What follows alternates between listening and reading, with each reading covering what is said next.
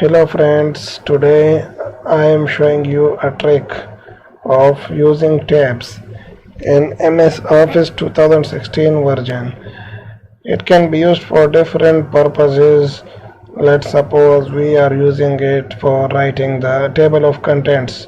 Okay, select this option and then go to tabs. Now define the position for your tab. Let's suppose I want the left position at 5.5 inch of the right, and also I want the leaders. Okay, set. See, saved there. Okay, table of contents. Now let's suppose chapter 1 and then press tab. It automatically jumps to the 5.5 inch position. Now here you can assign a page number 1.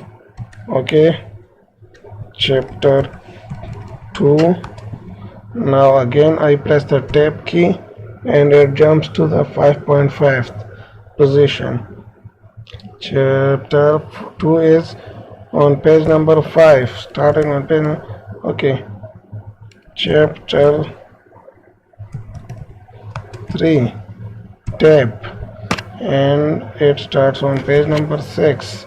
So this way we can organize our page very well, and there are no shifts. If you do it manually, then it is very difficult. Okay, goodbye.